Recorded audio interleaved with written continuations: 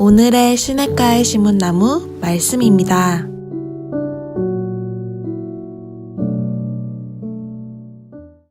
축복합니다. 오늘도 하나님의 말씀 안에 예수님의 가르침 가운데 오늘도 승리하는 복된 하루가 될 수 있기를 주님의 이름으로 축복합니다. 우리가 계속해서 마가복음의 말씀을 통해서 예수님의 삶 그리고 예수님께서 가르치신 교훈과 진리에 관해서 함께 배우고 있습니다. 자, 오늘도 우리가 예수님께서 말씀하시고 가르치시는 하나님의 말씀 앞에 나아가는 복된 하루가 되시기를 주님의 이름으로 축복합니다. 자, 오늘 마가복음 7장의 사건의 내용들을 보게 되면 어느 날 예수님의 제자들이 이제 함께 사역하고 돌아오고 이제 식사의 자리 가운데 머물게 되는데 손을 씻지 않고 이제 떡을 먹게 되는 장면들을 바리새인들이 보게 됩니다. 그리고 이제 예수님과 제자들에게 공격하는 거죠. 어찌하여 당신의 제자들이 손을 씻지 않고 떡을 먹음이며 장로들의 전통을 지키지 않습니까? 라고 이야기합니다. 자, 여기서 장로는 이스라엘 백성들이 존경하는 모든 사람을 총칭하여 부르는 그런 호칭입니다. 자, 장로들 그 당시에 어떤 전통들이 있었냐면 음식을 먹기 전에는 손을 씻어야 한다라는 것과 같은 좋은 전통이죠. 좋은 관습이 있었습니다.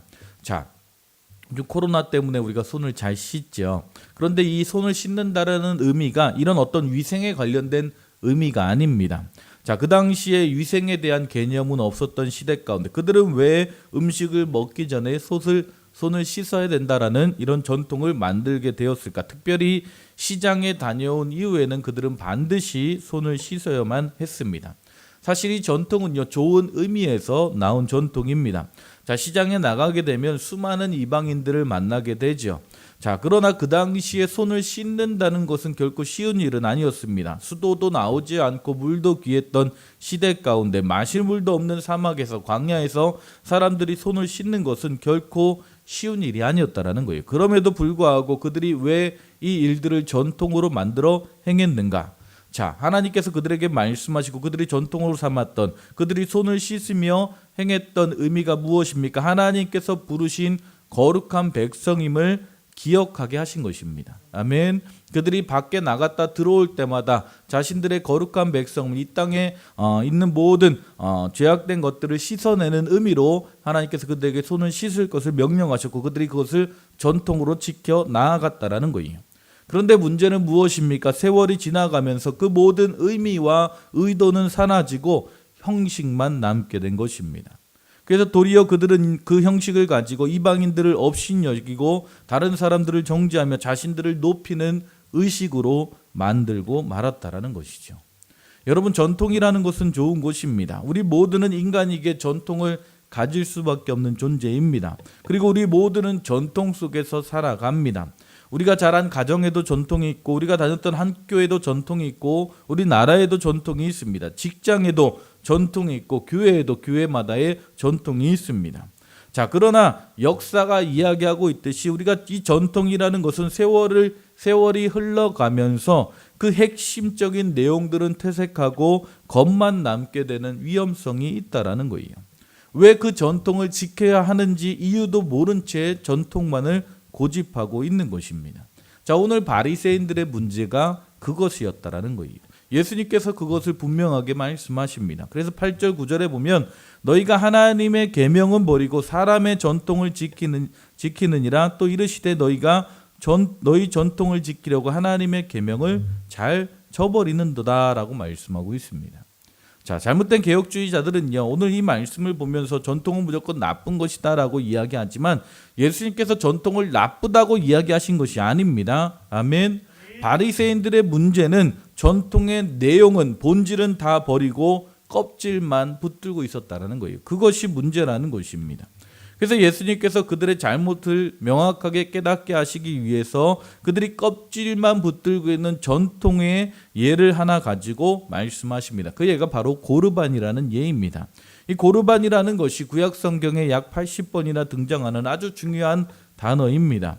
자, 이것이 히브리어 고르반을 그대로 사용한 것인데 우리나라 말로 하면 제물이다라는 뜻을 가지고 있어요.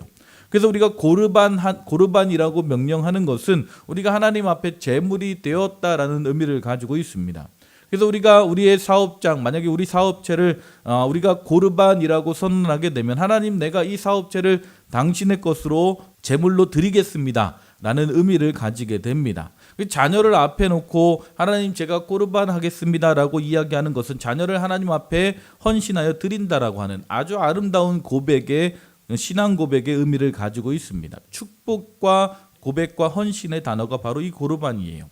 자, 그런데 문제는 무엇입니까? 오늘 바리새인들이 이 세상을 살아가면서 하나님의 계명을 지키기 어려운 계명들을 만나게 됩니다. 특별히 첫 번째 계명, 내 부모를 공경하라는 계명.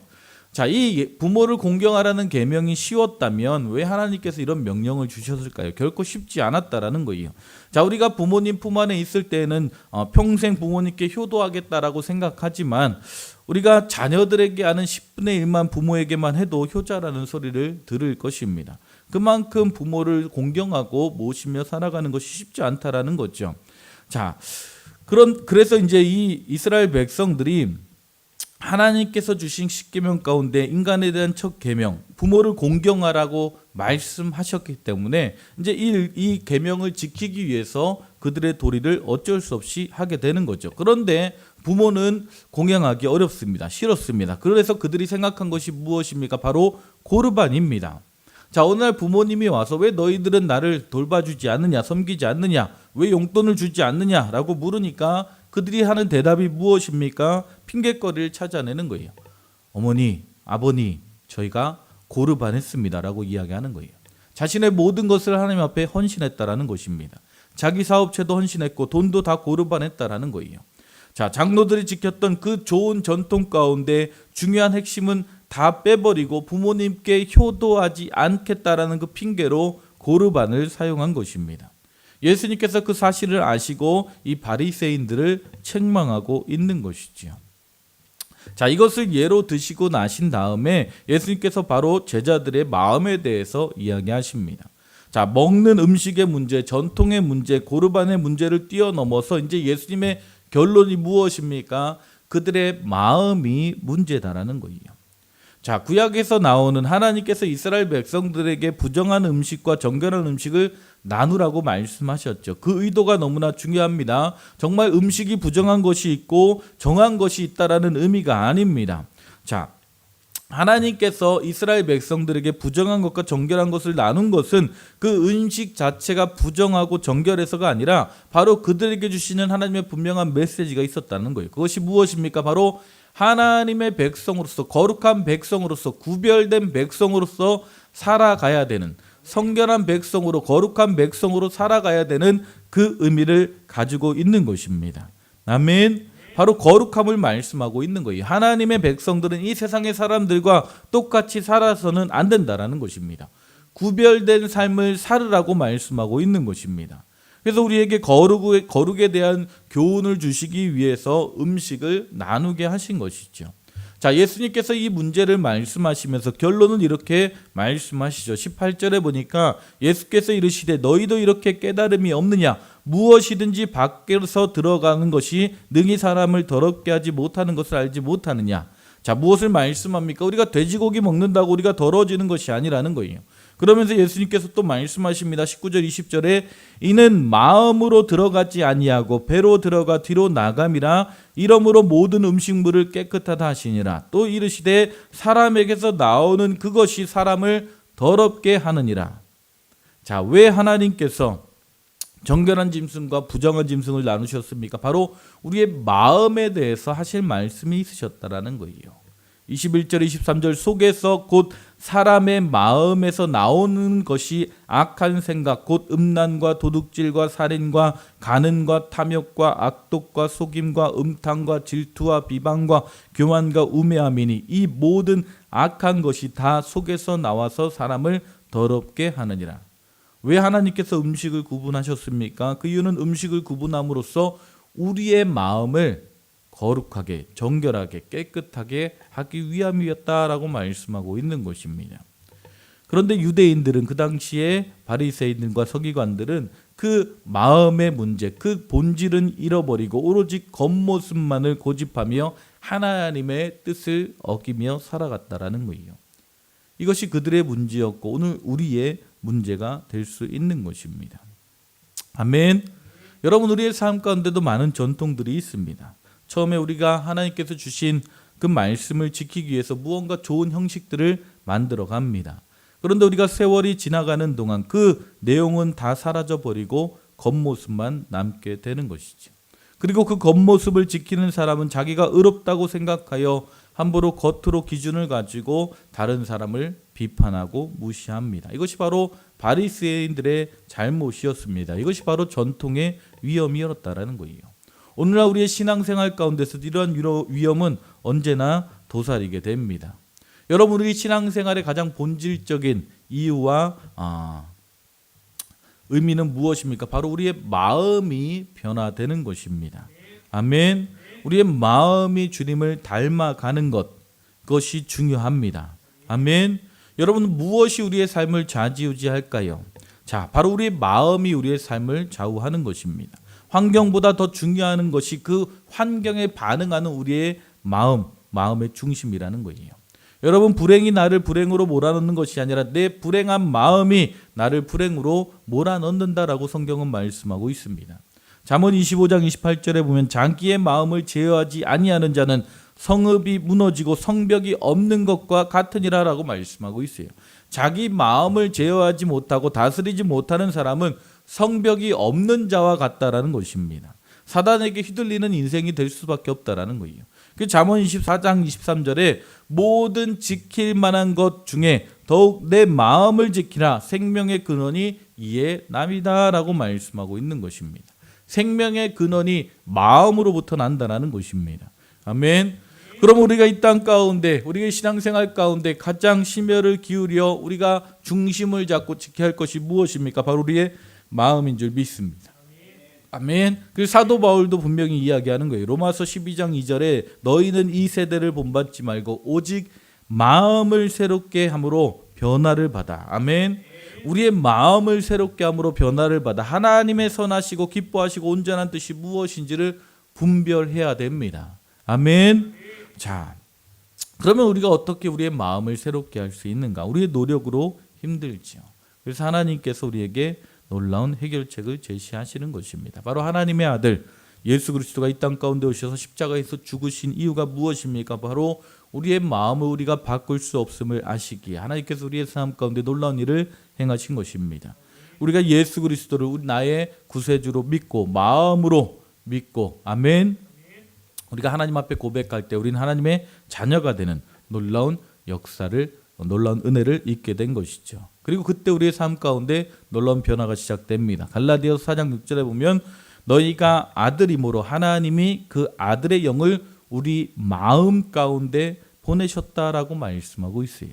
아멘. 하나님의 거룩한 영이 우리 마음 가운데 거하시게 됩니다. 아멘. 그래서 우리가 예수 믿고 난 다음에 우리 마음 가운데 생기는 고민들이 있죠. 두 마음이 싸우게 되는 거예요. 예수 믿기 전에는 마음이 하나였는데 예수 믿고 나면 두 마음이 되기 때문에 항상 싸우게 됩니다. 타락한 내 마음 옆에 성령께서 오셔서 예수님의 마음이 들어오셔서 간섭하시는 거예요. 아멘. 이것이 은혜인 줄 믿습니다. 하나님의 성령이 우리 안에 내주하시며 우리의 삶을 인도하시고 이끄시는 분이시다라는 거예요. 그럼 어떻게 우리가 우리의 마음을 거룩한 마음으로 하나님의 마음으로 채울 수 있습니까? 바로 우리 안에 있는 성령 하나님께 순종할 때에 아멘. 우리가 성령 하나님의 인도하신 가운데 성령 하나님의 음성 가운데 순종하며 나아갈 때에 우리의 마음은 하나님의 마음으로 가득 차게 될 줄 믿습니다. 아멘. 그래서 히브리 기자는요, 히브리서 10장 20절 22절에 보면 그 길은 우리를 위하여 휘장 가운데로 열어놓으신 새로운 살 길이요 휘장은 곧 그의 육체니라. 또 하나님의 집 다스리는 큰 제사장이 계심에 우리가 마음의 뿌림을 받아 악한 양심으로부터 벗어나고 몸은 맑은 물로 씻음을 받았으니 참 마음과 온전한 믿음으로 하나님께 나아가자. 아멘. 이것이 바로 우리의 삶인 줄 믿습니다. 아멘. 악한 양심으로부터 벗어나서 아멘. 참 마음과 온전한 믿음으로 살아가는 것. 그럴 때 우리의 삶 가운데 하나님의 놀라운 은혜와 역사가 성령의 실제하심의 역사가 임하게 될 줄 믿습니다. 이것이 바로 거룩한 백성으로 하나님의 자녀로 살아가는 놀라운 삶의 모습인 줄 믿습니다. 아멘. 여러분, 전통이 안 좋다라는 것이 아닙니다. 나쁘다라는 것이 아닙니다. 그 마음의 본질, 우리의 마음의 중심이 어디 있느냐가 중요하다는 거예요. 아멘. 우리의 마음이 온전히 하나님께 있기를 주님의 이름으로 축복합니다. 하나님의 마음이 우리의 심령 가운데 부어지고 우리의 마음이 하나님께로 향할 때에, 아멘, 우리는 하나님의 자녀로서 이 땅 가운데 위대한 하나님의 뜻을 이루어가는 거룩한 하나님의 백성으로 살아가게 될 줄 믿습니다. 오늘 하루도 주님의 마음으로 살아가시기를 주님의 이름으로 축복합니다. 성령 하나님의 인도하심을 쫓아 승리하는 복된 하루가 되시기를 주님의 이름으로 축복합니다. 아멘. 기도하시겠습니다. 하나님 감사합니다. 오늘도 우리에게 말씀하시고 인도하여 주시는 주님의 이름을 찬양합니다. 하나님께서 우리에게 주신 말씀처럼 우리의 마음이 온전히 주님께로 향하기 원합니다. 성령 하나님, 하나님 우리의 심령 가운데 우리의 마음 가운데 충만하게 거하셔서 온전히 주님의 뜻을 쫓아 주님의 인도하심을 쫓아 살아가는 복된 하루가 되게 하여 주시옵소서. 하나님, 내 생각과 이 세상의 전통이 아니라 하나님의 마음을 쫓아 살아가는 복된 하루가 되게 하여 주시옵소서. 주님 함께 하시고 인도하실 줄 믿사오며 예수님의 이름으로 기도했습니다.